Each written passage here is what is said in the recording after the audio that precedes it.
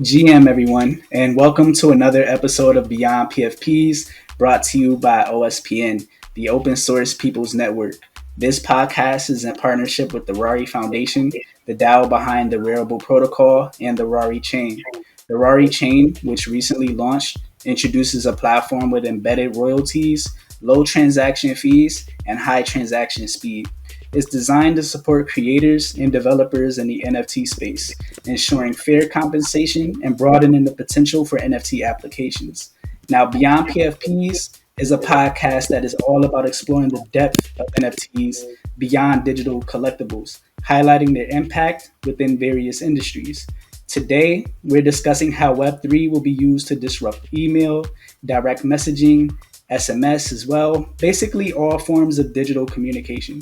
We're here with Eduardo, the community lead from DM3, an open source messaging protocol based on ENS, and Megan, the head of community from MailChain, which is an open source project that brings the email experience to Web3.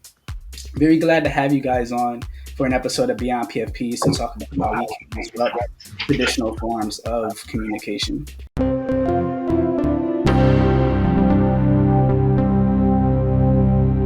Now, Eduardo, what led you into getting involved at DM3, and what general problems does DM3 solve in terms of messaging? First of all, thank you for having us. And nice to see you again, Mac, and lovely to share this space with you. So I was brought to DM3 basically because I've been building communities around projects for a while in Web3. And DM3 belongs to an initiative led by Christopher Jensch, which was the creator of the DAO, that project years ago. And the M3 parts are part of this project that he is building, and where basically we wanted to build things that that Web3 needed in that sense.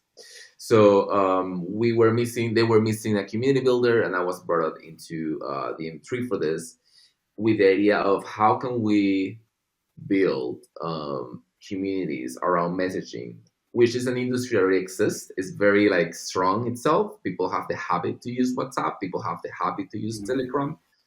So how can we build something that fills the gap that are now existing in Web3, and how we do not repeat the same mistakes from the Web2 messaging service regarding spam, regarding data control, all these kind of things that we all know about. So that was the intention originally behind the M3. And right now, what we solve is a few things. The first of all would be the idea of course, you should be the one owning your own data. The same way, the typical phrase of not your keys, not your money. It applies for your data. So the M3 allows people to choose what to do with the data, where to store it, if you want to keep it, if you want to delete it. Security also, we are in a world where you don't know who is reading your messages, so also the encryption comes into play.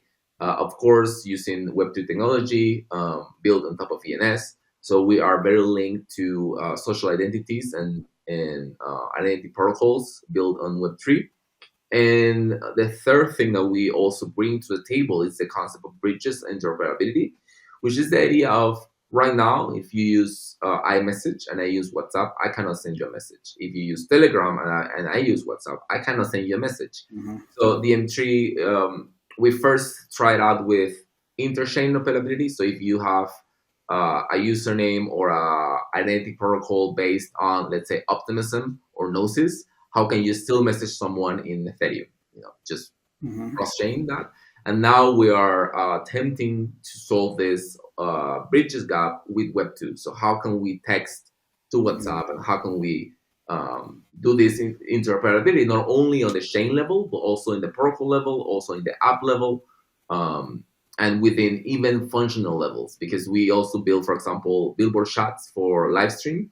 So it's like, how can we manage to fill in these gaps and make people still do a basic human thing, which is to communicate, and how do you bridge that and make that possible? So that's it.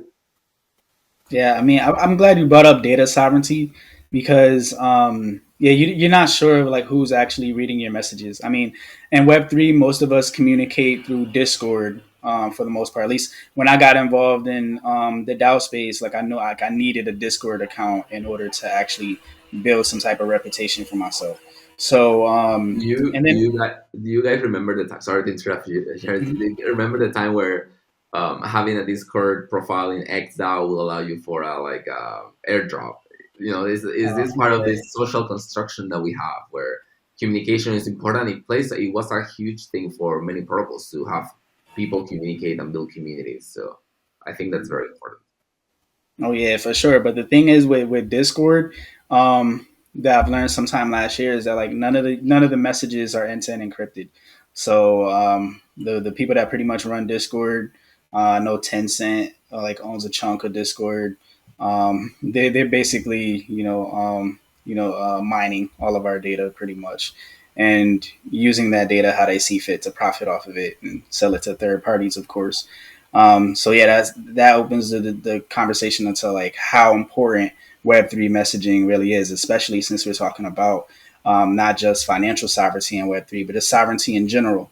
And building your digital identity and being able to actually own your communications online is very important. So what will enable that is these Web3 messaging tools. I'm glad that you guys are building towards this future, and so that people can actually well just build more awareness on this, so people can actually begin testing and using these tools on the regular, Hmm. so we don't have to rely solely on communicating through proprietary owned server, like Discord or Telegram. So, are you interested in building NFTs that'll disrupt traditional industries? You can get started by using Rarible Protocol. It's an open source cross chain NFT protocol that's community governed. You can check out the code on GitHub and then request an API key at rarible.org. No matter what NFT project you intend on building, Rarible Protocol equips you with the necessary tools to turn your ideas into reality.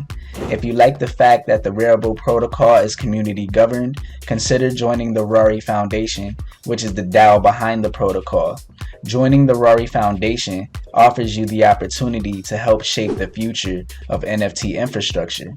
If you're looking to engage in governance and vote on key decisions, you can become a delegate by joining community calls and participating on forum, which will boost your reputation and help you earn some voting power through our delegate incentive program. If you'd like to learn more about the community, visit rari.foundation and then join the Discord server and begin joining our calls and making connections with the community. A community that is all about supporting creators. The Rari Foundation demonstrated how much they support NFT creators by creating the Rari chain to make sure that royalties are embedded at the node level, ensuring that creators always receive royalties from secondary sales. By building on Rari Chain, you're safeguarded by a system that respects and protects creator earnings. Learn more about Rari Chain at rarichain.org. With Rari, you're joining a movement focused on decentralized governance, innovation, and creator empowerment. Now, back to the episode. Megan, how did you get involved with MailChain, and how can MailChain be used to replace services like email? Great question. So I was a DGen originally back in the day, and Mhm. I think I'm also a very open-minded person, and so I came into Web3 loving the fact that number one, it's so diverse. Like there are so many different people from so many different countries, so many different walks of life, and that really attracted me. And then the idea of self-sovereignty, like you just said, I didn't have words for that yet when I first came into Web3, but I really like the idea of owning a digital identity and my own data, and then being able to go to different apps and use that. That really attracted to me. I found MailChain and back in 2022, and Tim and Rob, the co-founders, had been building in public for like 2 years at least. Um, and they were working on this open source communication protocol that would just sort of solve for this problem of messaging between wallets, but they really had a much broader vision of like being able to message on any chain.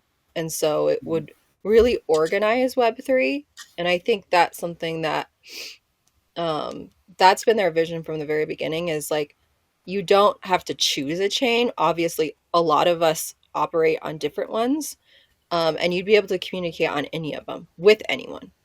And so that's a big vision because Mhm. no one's built that before in the history of the internet.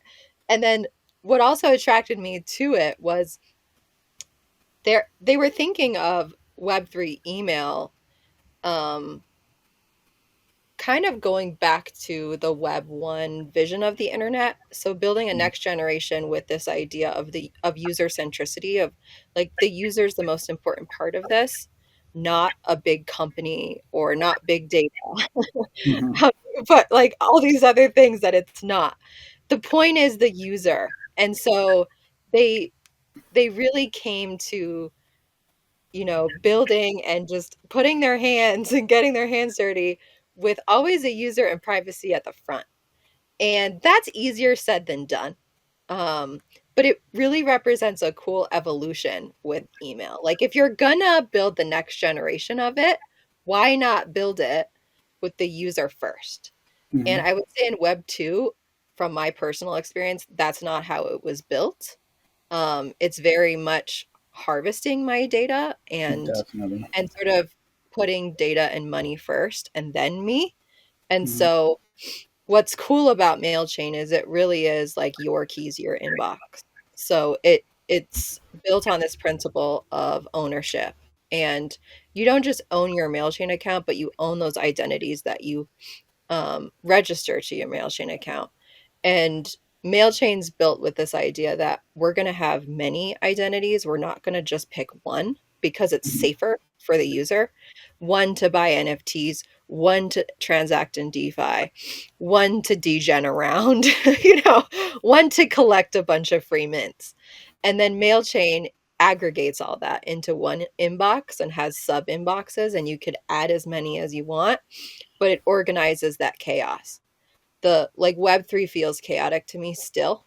But whenever I log into my MailChain inbox, I'm like, there they all are. There's all my wallets, and there's Mhm. all the communication that matters to me with them.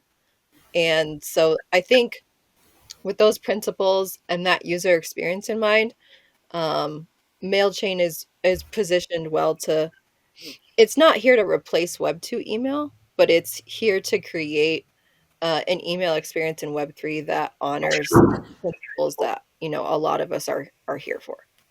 Yeah, I like how you went back to how you're building on the same principles that built upon that created Web One, that Yeah, created Web 1.0. Because like the original dream of the internet then was for it to be decentralized and owned by the community, and unfortunately, it didn't go that route. Um, for obvious no, reasons, for incentives, like if someone creates a social platform that gets a lot of attention and a lot of users, that user data becomes gold, becomes very valuable, so that they could use that data to sell to the highest bidders, pretty much. So, like in that sense, yeah, they didn't really create a platform for the user in mind, so to speak. Maybe for like different user experiences where it's good enough to get people on the platform to use it, but it's not necessarily set up for definitely not set up for self sovereignty. Like that wasn't in mind. Incentive mm-mm. first, everything else, after that. But something that caught my mind here that I wasn't even aware of before with MailChain is that you can tie multiple addresses to your account. I was unaware of that. I was assuming you would have to create a different MailChain account or a different wallet address. So that's pretty cool. Yeah, nope, that sets us apart for sure. Multi-wallet inbox, and so yeah, the chaos is organized. All of Web3 all in one place is like the little tagline I made, but Mm-hmm. it's true. Like you don't have to. I whenever I log into my different wallets, I like have a panic attack every time just Mm-hmm. to see like what's going on, and like I it's just a terrible experience. So, the goal there is, and that took a few tries. Like that didn't happen overnight. That was building something and tearing it down. Like from the dev perspective, that didn't happen just like that. It Yeah. took a few years to get there, but I Hmm. think it's huge. I think it's huge for people. Most people I talk to have at least 10 wallets, 5 to 10. Hmm. So Yeah. And yeah, it makes sense. I mean, you don't necessarily want all of your actions to take place on one wallet. You definitely don't want to build your net worth on just one wallet either, for OPSEC purposes. But yeah, that's nice to know because with my experience in Web3, like I'll create different wallets for like testnet and stuff like that, and testing um, different, like, let's say, snapshot strategies I'm doing now, and partnership with ApeCoin for the governance working group. And yeah, if we were to communicate wallet to wallet, I'm using an entire, like, a different wallet from my main identifier. So if we were communicating in such a way, it would be nice to still have this one profile where I don't have to log in to each different um, mail chain account connected to a particular wallet address, but just aggregate them all in one place. So that's very nice to know. And Eduardo, I want to know exactly, like, um, or want to know more ways in which DM3 can be used. So I wonder, like, could you also provide the infrastructure for replacing SMS? Like, for an example, let's say that there's a project focused on creating Web3 mobile devices. Will they be able to use DM3 as the communication layer? For example, like allowing your ENS name to serve as your phone number in this case? Yeah, at the end, I think that's a very interesting question in the sense of where do we go with Web3 mobile devices if that becomes a thing, and where does that land on? Like, what operative system it will use? Like these kind of questions, and of course, how will you communicate with a such device? I think it's a very interesting question because of course it will also have email. Like it will have so many things that you will require as a normal use base. That it will be something really interesting for whoever builds that first. And I think in our end, if it is I think it will heavily depend on the specs of what kind of OS will use that device. Like if it's running on Android or is running an Android on chain, whatever that may look like. Mm-hmm. Of course, we can do that. At the end, a phone number is the same as a identity protocol. Could be ENS, could be any other one. It's Mm-hmm. a proof of your personhood. It's a proof that you own that and that's who you are or that's what belongs to you. And I think as long as there is some form of layer of verification and validation to be able to sign and so on, we will be able to provide infrastructure to make it work. That for sure. I think the same way when someone brings up a Web3 mobile phone, I don't think they're only looking for SMS. They are looking for a whole infrastructure that comes with, and they will look for the same dynamic thing you will have on a wallet. The same way a wallet can help you to send emails, to receive messages, to send money. Like a wallet is a multifunctional thing.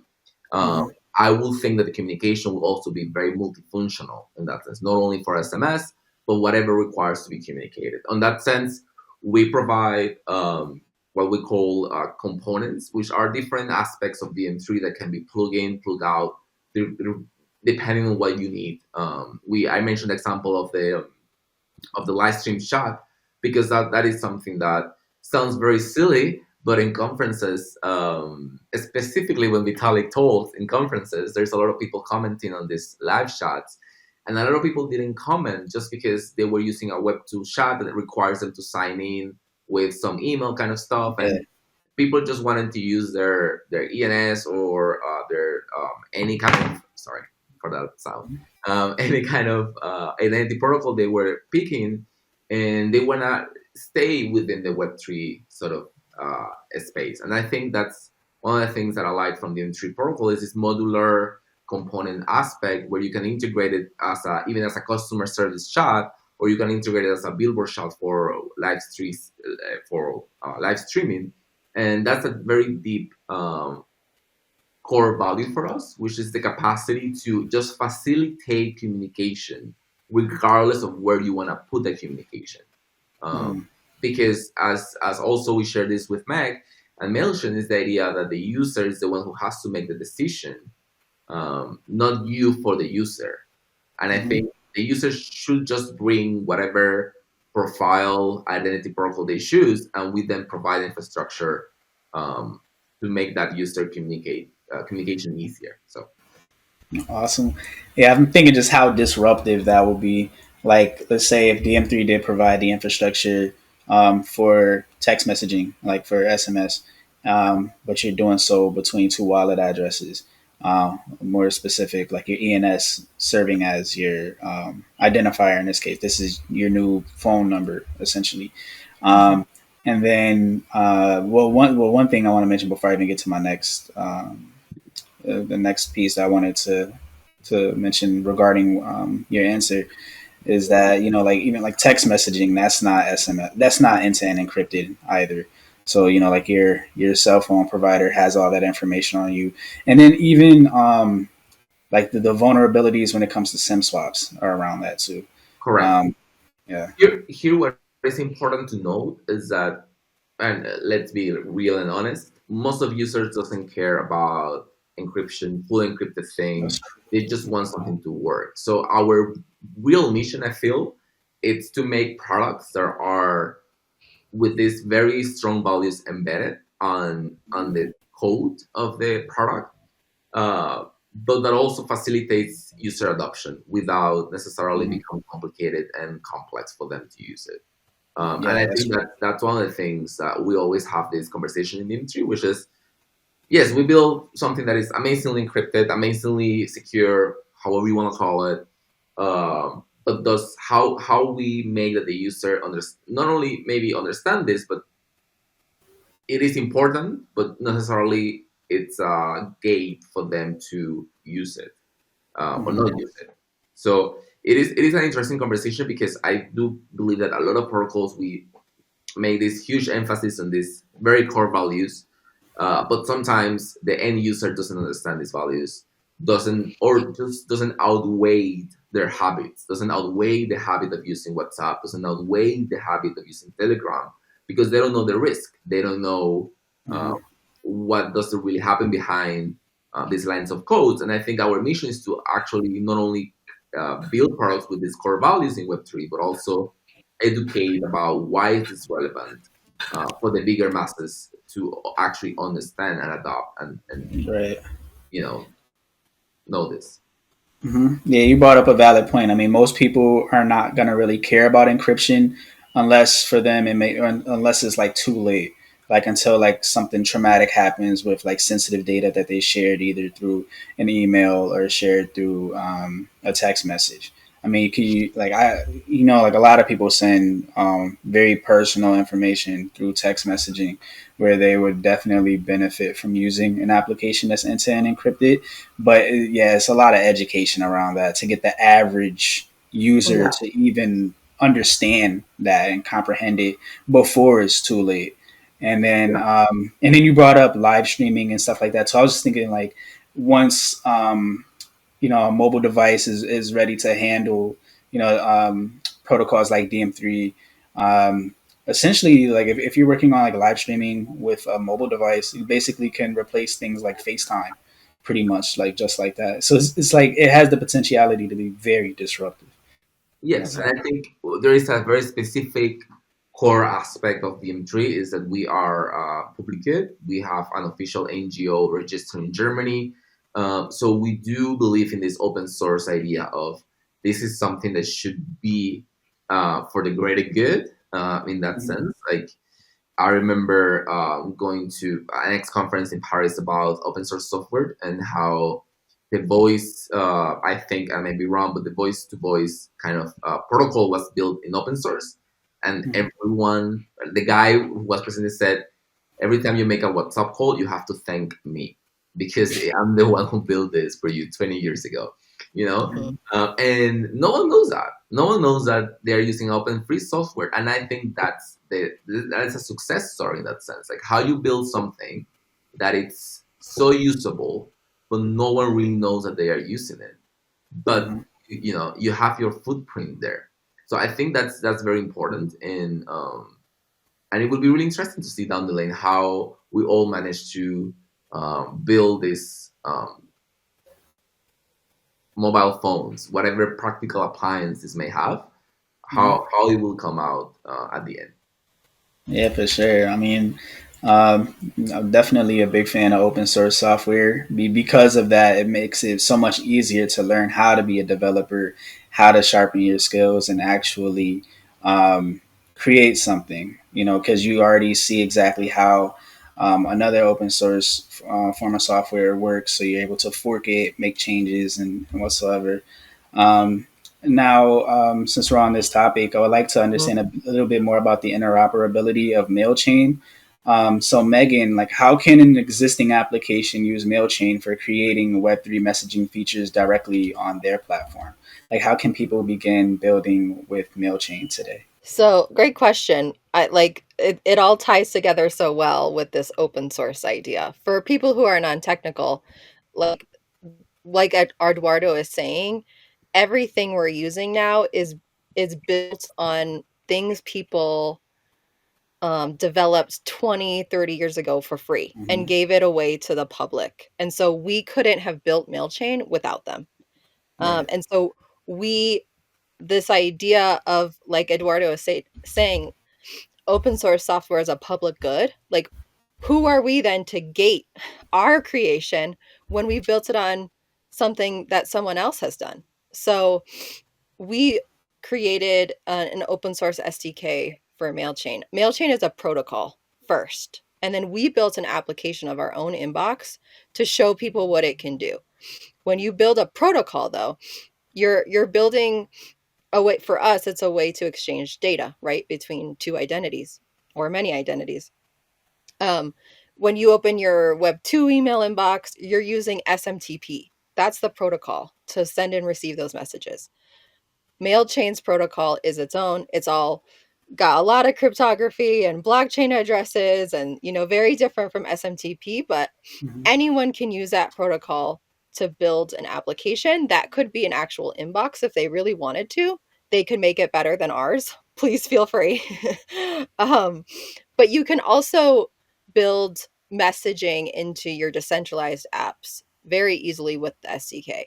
So I can drop a link underneath the Twitter Spaces for people to go check it out. Hmm. But the That'd be way you're awesome. going to start, yeah, the way you're going to start is just to look at that SDK.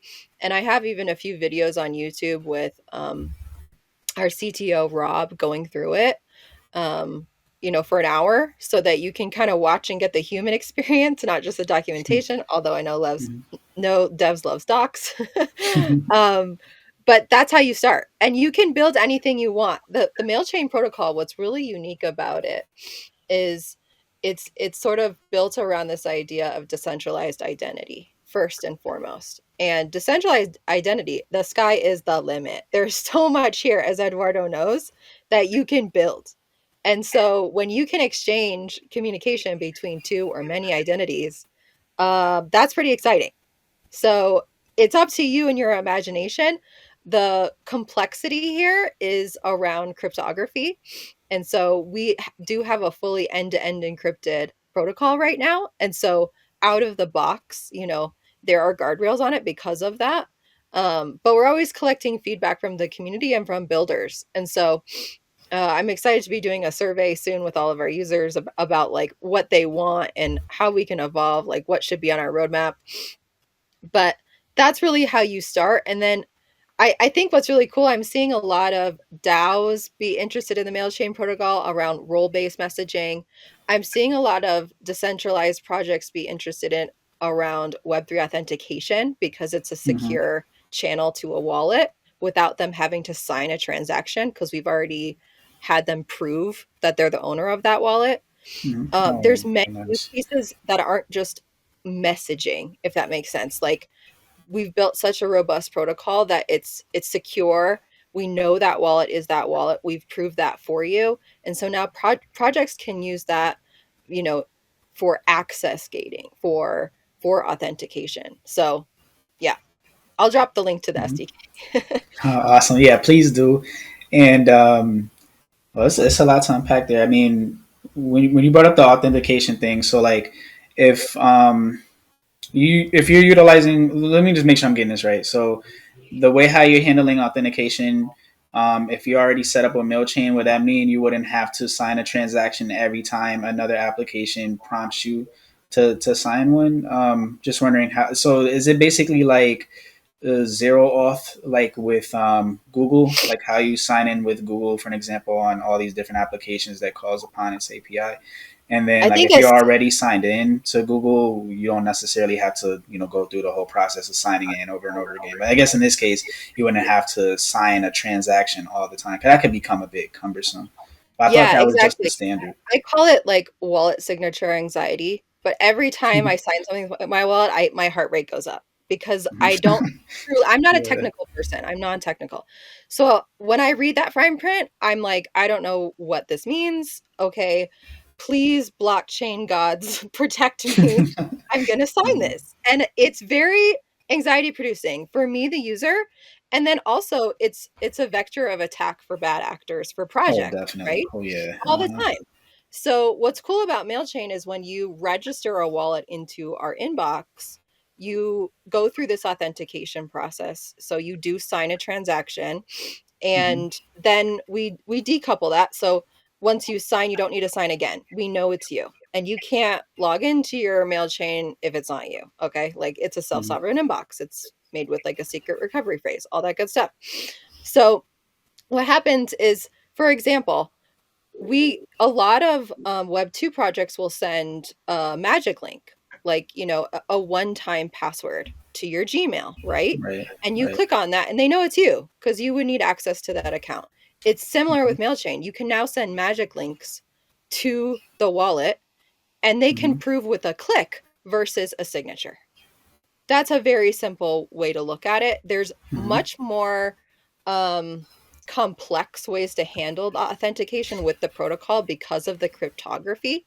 But for Yeah. the sake of everyone like on the call today, like that's a really simple thing. You do not have that in Web3. You don't Hmm. have that. Like a simple magic link.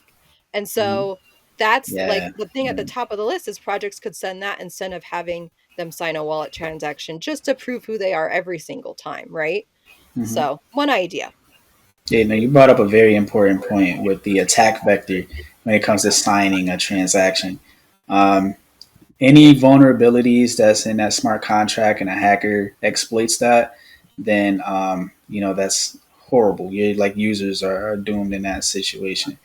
Um, and that's the reason why I got wallet guard, so I'm able to actually understand what I'm about to sign before I sign it, which is another awesome open source tool. And yeah, so at least that there are tools out there to let you know what you're about to sign. But at the end of the day, it does suck to have to sign stuff all the time when you interact in Web3. And Totally. especially like if you're on, like a new, like let's say a website claiming to be, like I remember seeing that. Matter of fact, the first time I was actually protected by by Wallet Guard is when I went to the Arbitrum website to see if I qualified for the airdrop. So I went to the Arbitrum Twitter thinking I'm on the right Arbitrum Twitter. I see over 100,000 followers. It was early in the morning, so I didn't check like who, if this Arbitrum Twitter account had like, if like mutual followers were following them. That's one way to know if it's real or not. But yeah, I was on the wrong Arbitrum page, and Wallet Guard let me know like this website was created like a few days ago. I'm like, wait, what? The Mm, Arbitrum website created a few days ago.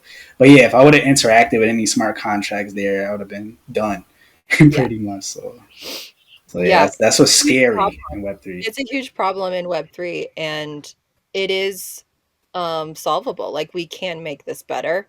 And this is where the fully end-to-end encrypted protocol is really nice. So a privacy first inbox is really helpful for that. It's hard to we can't even see your messages and we Right. can't see what wallets are linked to your account. So Mm-hmm. you have a lot of peace of mind um, which there. is which is really funny because at the end, one single click on a Web2, Web3 website can like, and and that's a contradiction of Web3 itself because we talk about privacy, security, these values, Right. blah blah, and a single click can just get you broke. Yeah. Exactly. And The risk. Mm-hmm. yeah, Yeah.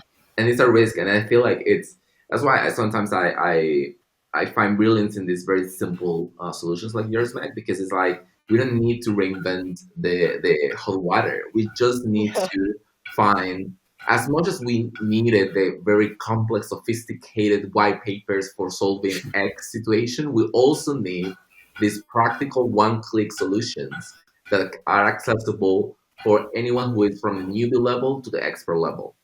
exactly. Because it's just the way we can build a better ecosystem. And we don't have these things enough, I think, in Web3.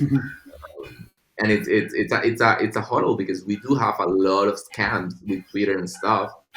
So many every day, people who lose millions, $1, $2, and whatever this happens. Like, I don't think people take seriously this issue in the sense of, sadly enough, in the legacy system, you know where to go. You go to a court, Exactly. you know where It's to Right. go. easy. It's So reflex. we don't have this in place. So I think these things, like the magical link that you mentioned, in the meantime, solves a problem and helps so much. In the meantime, we build a framework to what to do in case of this kind of Yeah, situations happen. exactly. And I think what I've seen is that a lot of the compromise happens because of a lack of Web3 native communication. So you're on a Web2 platform and they're scamming there and they're able to impersonate. When you're communicating wallet to wallet, it's the wallet. So in MailChain, it gives you a green check mark. That is indeed the wallet. Um, you're gonna naturally solve a lot of these issues when you're not crossing from my Web2 identity to a wallet. It feels the friction is super high, and there's so many vectors of attack because of that. So Web3 native, I see a lot of Web3 maxis still haven't adopted Web3 native communication. And I'm like, come on, guys, you gotta just sign up Because because yeah, on their defense, I do think it's a little bit, it's a habit that is so hard to let go, it is. um, because you have to rebuild a whole set of habits. And of course, I feel that, I don't know if it's the case, may I be speaking out of ignorance, but for me, one of the key factor of sometimes the lack of the possibility of expansion, is that we haven't been able to leave the desktop. So all the things needs to be on the desktop, because if you have a mobile app, it's clunky because MetaMask is not necessarily very fluid on a 100%. phone. So it's like very clunky, all these kind of things. So it's like, Hmm. I feel like nowadays a lot of people are on the desktop, yes, but if your habit of communication is primarily on your phone, Oh, yes. then it's a limit for a lot of, including our own users. Like, yeah, we don't have a mobile Yeah. app yet, so it's a struggle, Yeah. because Yeah. it's Same with us. We haven't gone mobile yet. And part of that was um, purposely because a lot of mistakes are like privacy and sort of scams happen because you're on your phone. I've done this. I'm on my phone. It's early in the morning. I just woke up or I'm stressed. And so I don't like read. I'm not really reading anything. And I just interact and engage. And so mobile's hard. It's hard, but I agree. There are definitely barriers to adoption right now, and they're totally fair. The truth is, me included, like I'm kind of lazy. I prefer convenience a lot of times over, any principle. um, Yeah. so I think we will get there, and over time maybe there's a way to build mobile in a really secure way, and we'll figure that out. I don't know, but I think I just set aside some time this week, for example, to I set up a paragraph account, a bunch of Web3 like sort of marketing accounts on my personal ENS. It took me like 2 years to just be like, okay, I'm going to do that for my personal like Meganness. It just took me so long because it felt like there would be a lot of friction. There wasn't, but mentally, it was just a lot for me. And so I totally get it. I am one of the users where I'm like, oof, it's going to be really hard to adopt the next billion users. You know, every chain says this, everyone says this in Web3, the next billion. We got a ways to go. Yeah. Yeah. Because I'm already here and I can barely adopt it. it is So it is really funny. The next billion sort of motto that it's being used a lot lately. It's really funny because like a lot of the billion users are not in a desktop computer. So That's no, true. your you're next totally right. your next super Mhm. chain protocol, whatever you're using, sounds amazing, but I don't. There is not a billion users on desktop. That's It's like yeah. Amen. so it's really interesting because I feel it is more of a goal on a Yeah, long-term objective than a reality that any one of us can afford to claim right now. Uh, exactly. but you need to lay out this like the same way Mhm. Candy Crush was one of the first sort of mobile Yeah, kind of. You needed to have that, as silly as it was, for them to be to for people to actually invest in mobile gaming because they saw, right. so, or the guy who built their serpent game in the Nokias. You remember this Yeah, serpent game? yeah, It's silly, but that's a starting point, and that's yeah, what led to something else. And I think we are at this starting point for communication and identities and PFPs and all of this. We are sort of experimenting, and as much as we um, have success, we have fails, but it's a process that someone will pick up after eventually. Yeah. yeah, Yeah, Web3 exactly. communication is certainly in its infancy Yeah, stages right now. But there's a few things that was brought up in your last answer, Meg, that got me thinking with the thing that you said, like you're communicating wallet to wallet, so you could verify that you're talking to, like, for an example, if you're communicating with me, Jaris James ETH, you know that you're communicating with me because that's my wallet address. But on Twitter, there are a ton of people impersonating each other on Twitter. Yep. Like quite a few of my friends in the DAO space, they have accounts on Twitter that's impersonating them. I guess that's when they know that when they really blew up or became popular, because now it's people impersonating them. But unfortunately, people are getting scammed talking to these people because they're social engineering the people that are Yes. close to those individuals, so they'll pretend to be them. And especially like if somebody's responding to them at a particular time where they're vulnerable, usually early in the morning, when Yeah, exactly. yeah, you're not thinking clearly, and you think, oh, this is my friend from whatever, like a DAO that you contribute to, Yeah, but they're writing me on a different profile. They just spun up a new Twitter or Discord account or something like that, and then they said like they could share with you a malicious link, and you're more likely to click it because you think, oh, this is a link from my friend. It's not going yeah, to be anything harmful. But at least with Web3 communication, without a doubt that yeah. you're it's communicating with the the right wallet. person. Yeah. Hmm. I mean, and this is such a big deal. I can't underscore this enough. In the history of the internet, I have the keys to my wallet. It is mine. And Yeah. unless something goes terribly wrong and someone's able to find those keys and log in, Yeah. that is my wallet. And that's not been the case. Like when I open a Web2 email account, that's really not my email account. And Nope. so Hmm. to have a wallet, like, which is basically a digital passport, right? Like it's a digital identity that's fully yours. You've issued it to yourself. Like I know I'm me. Okay. And Hmm. then I can communicate from that.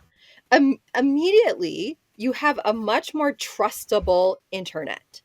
Okay, Hmm. we're building an Yeah. internet more based on trust than ever before, and Hmm. so Yeah, it is a big deal. And the internet's been alive like Web 1.0 was like 1991. Okay, 30 years ish, yeah, something like that. That we've been using it, and in the whole history of humanity, like this is a big deal. it And is. so to be able to communicate and verify that communication on the fly and know and not have to worry you know I just it's a big deal. And I, so yeah, I think what you said is key is the trust build, and I like to call it verifiable trust because you have to yeah, verify the Hmm. trust before building it.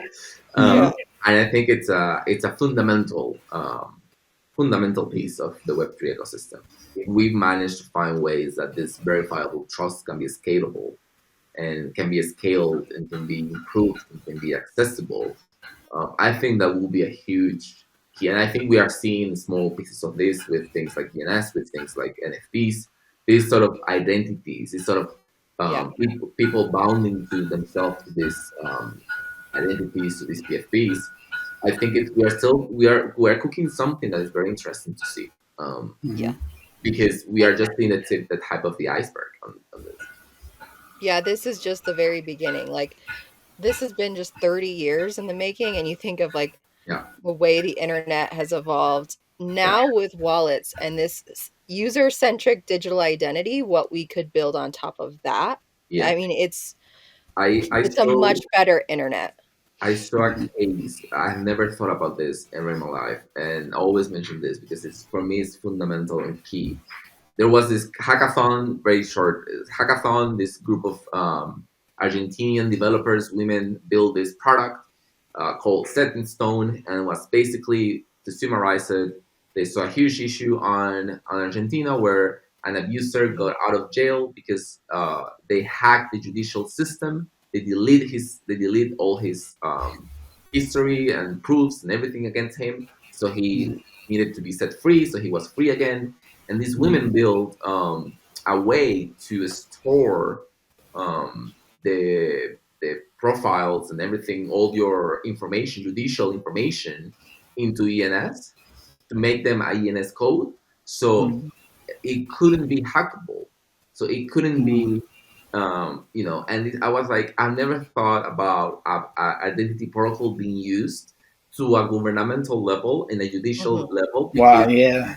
you need to have something that is unhackable and you need to Hmm. have something that is accessible but transparent at the same time. And Web 2 doesn't provide that. Hmm. And this was one of That's the very. first cases that I saw like, oh, this is actually what we should be building. This Yeah. is actually something that is has a huge impact on people's lives, normal people's lives. And Yeah. yeah, it was like for me really amazing how far we can get with this identities and stuff. Yeah, Hmm. And sorry for the derail. oh no, No, that's I all love that. good. I love it, Yeah. Eduardo. Yeah, now you brought up a use case I wasn't even thinking of. Like, when most people think of crypto and the government, like you think that the government is totally against crypto, for certain reasons, but they can actually mainly because of lack of knowledge. I guess they really, or they don't want to know some of Yeah, them because it doesn't serve their interests. If their biggest lobbyists are banks and they have a incentive to, or they're incentivized to not like crypto, then it just is what it is.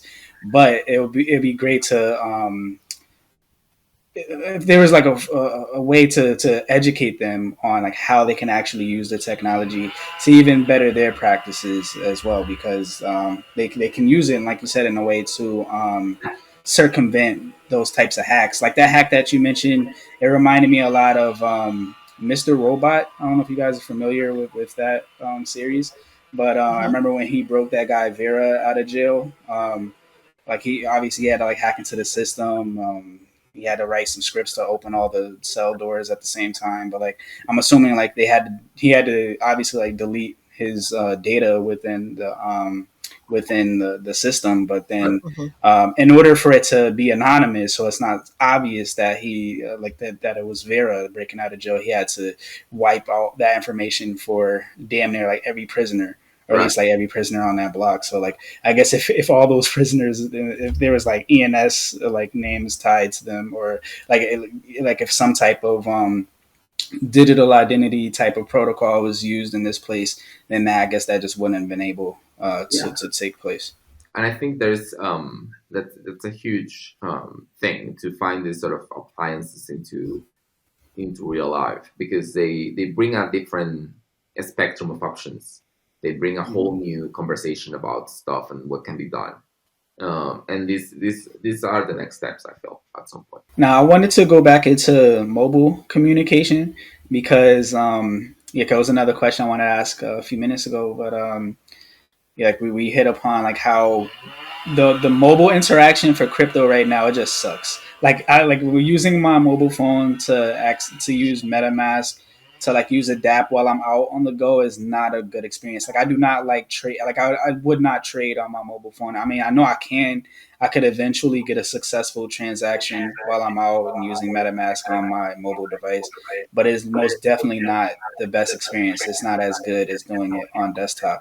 So I wonder, like, if you're like, let's say there's an application that was using MailChain for an example as their inbox, like on their application. Um, and obviously people want people to use their applications on their mobile devices, not having to be like tied to their desktop computer to communicate with someone.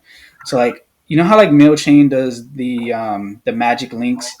Mm-hmm. um, could that be done to just communicate with someone, or like, because like let's say like you had to communicate wallet to wallet, but you're not signed into MetaMask on your mobile device. Like, could somebody still download the application from the Google Play Store or the Apple Store or whatever, and then be able to communicate with their friends on this app, but not necessarily have to be signed into MetaMask the entire time? Like, what if they only have to go to MetaMask once, or I guess go to their MailChain account to get that magic Mm-hmm. link, put that Yeah. magic link in, and then communicate with people as they normally would? Or does that like go around a protocol where like then the messages won't be encrypted this way? I'm just curious to know like how can an application use MailChain without Mm-hmm. having to use it on MetaMask currently, since the experience of MetaMask on mobile isn't that great just yet. Yeah. So the way MailChain is built right now, we're the only ones who have built an inbox. So I think potentially you could build a mobile version. You can actually set up um, MailChain with an iOS. What's it called? Like I can make sort of like my desktop as like a little icon on my iPhone using MailChain. So I actually can have like a little mini MailChain app, and I use that Mm-hmm. on my phone to check my messages. So there's little workarounds now to actually make it mobile.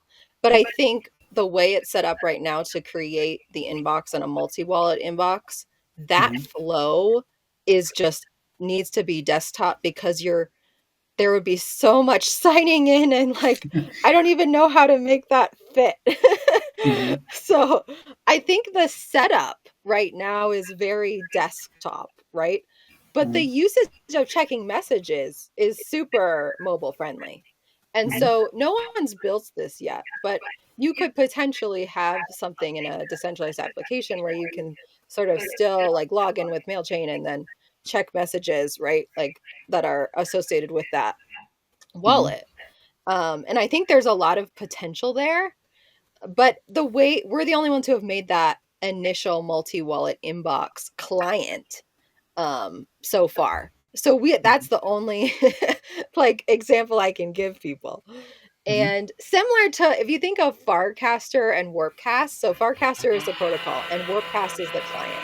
There are many different ways to build that client. Anyone can come along and build a better Warpcast that is more mobile friendly, gives them the experience they want. We're a protocol. You can create, whatever Mm-hmm. client Okay. you want on top Mm-hmm. of that protocol. Um, Maybe you don't want that multi-wallet experience, etc. That would be Mm-hmm. much more mobile friendly. So I think there's potential there. I can't speak to, because I'm not a technical person, like the cryptography and how that would be affected, because I know the fact that it's fully end-to-end encrypted now, there are like sort of guardrails on that. Mm-hmm. Um, but I think there's a ton of potential to people with the right like engineering muscle and the right imagination. Mm-hmm. Um, I think our focus and our roadmap doesn't have mobile on it right now, because there's way more things that we want to technically dive into rather than UX. Mm-hmm. Um, at the protocol level to help with like DAOs and role-based messaging and taking on Web3 authentication, like very protocol-based ideas versus the user experience. So we're looking for other people to take that on Mm-hmm. using the protocol, where we want to focus just like Oh, really got you. building a robust protocol. Mhm. Yeah, just like ENS. Like, there's a Yeah, lot of things that can be built on top of ENS, but like these features can come from other developers because that's just the beauty of yeah, open source. You know, they could, exactly. You yeah. can take it and do what you want with it, honestly. Like, we can't Mm-hmm. stop you. It's open source. Awesome. So basically, a developer just has to come up with a way to make it a bit more mobile friendly. Now, Mm-hmm. since we're at the top of the hour now, we could round out with any last words from you guys, any new features from your projects that you're excited about. Yeah, feel free to let us know anything new in development from you guys' projects, or just like any final words you would like to share with us. For sure. I think we just one of the very few things, or one of the few, my English is broken today. One of the things that I really look forward was a partnership we just finished with Gnosis. So Gnosis just launched the Genome Project, which is the sort of profile identity protocol for Gnosis, the native from Gnosis, and we built the technology to make it interoperable. So we can also use it for messaging. So we are starting to connect ecosystems and networks by using these integrations, in this case with Genome Project and Gnosis ecosystem. We build the same for Optimism. We're doing now the same for Arbitrum. We will do the same for Base because Base is basically Mm-hmm. built on top of Optimism. So Mm-hmm. we are rolling this sort of integrations in a way that it will be seamlessly and people can message across without friction. So that will be one things. Our specification and sort of how to implement our components will also go live soon, so people can see how to use the DMT protocol in the best way that they decided to use it. So these kind of things are the things that we are looking forward to. We also did, as I mentioned before, became an NGO officially in Germany a week ago. So we are doing not only technical developments parallel to also sort of a structural, fundamental developments. So we can be not only like very strong technological protocol, but also a legal compliant that can Mm-hmm. eventually grow and scale properly. So that's sort of what we are building right now. We look forward, of course, to other collaborations that are being cooked on the oven right now. But so yeah, that's what I think. I think right now we will finish. Just to sum it up, we will finish this process of putting all these technical aspects out there for everyone, and we will probably do campaigns and inform people how to implement this in the best way they can choose. So we look forward as an open source project to any feedback people have, any Mm-hmm. collaboration you want to, any form of communication that you may need. We can see a way to make it happen. So that will be my final note on that. How about you, Meg? I'm gonna share my screen here real quick. Let me see if I can. Just so people on Huddle, I know people on Spaces can't see this, but I just want to show off this really cool integration that we did with Huddle 01. So we're actually streaming right now in Huddle, which is a Web3 native like Zoom or Twitch, for lack of a better word. And so what you can do now is set up video calls here in your inbox. So, And so, Yes. Jaris, I just put you here. It sends the invite there to you. Hey, Jaris, wanted to send you this. And then also sends a calendar invite that you can download and even upload into your like Web2 calendar. And Mhm. so it's really great. Like it's basically setting Web3 up for business communication, because obviously we don't just send each other messages, we jump on video calls when we're organizing ourselves. Mhm.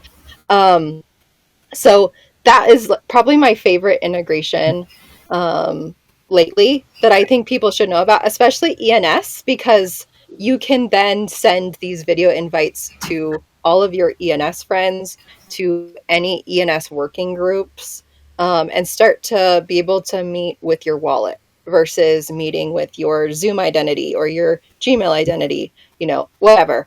So that's really exciting to me. It's probably my favorite, release lately.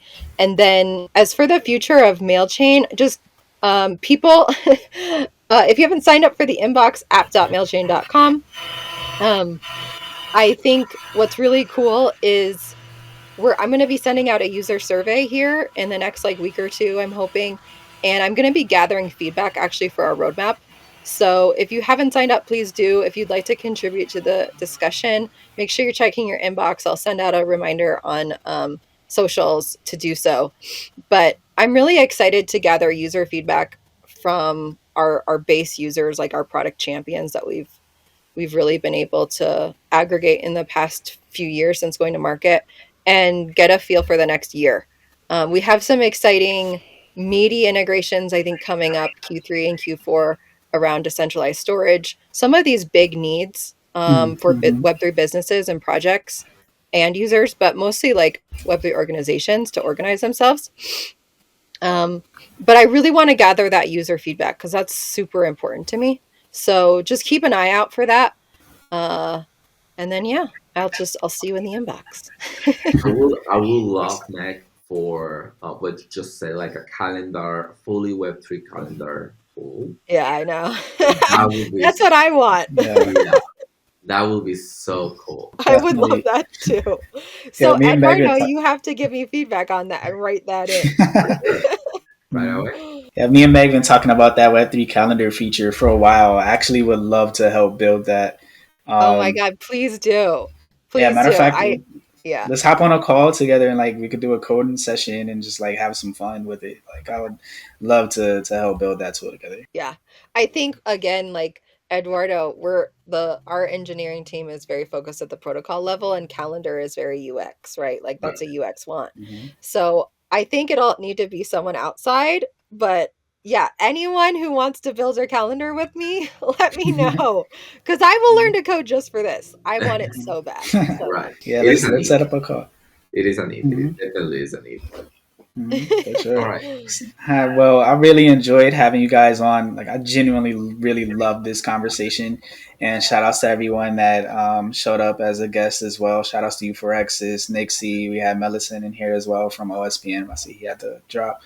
Most of our OSPN members, they're like UTC plus one, plus two. So it's getting a little bit late for them now.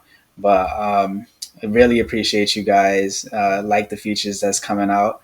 Um, DM3 with that communication with multi-sigs, that's nice. Especially like I'm thinking like multi-sig signers, because some people could take a very long time to sign a transaction. So like having a direct line of communication with them is awesome. Love the fact that you can have host a video call and mail chain now. That's awesome. So as far as providing feedback to both of you guys, yeah, we have quite a few members here that can do so from OSPN and from the Rari Foundation. So shout out to Forexis as one of the delegates from the Rari Foundation. So perhaps we can all like, get together and test out your applications and then leave some feedback as well. For sure. Right away. thanks, Jaris, for hosting. Appreciate you. No problem. Thank you guys for being amazing guests as well. Really had a great time Anytime. communicating with you. Have us back. Thank you for having us. No problem. And I hope you all have a great day. And thank you, everyone in the audience, once again for showing up. And until next time.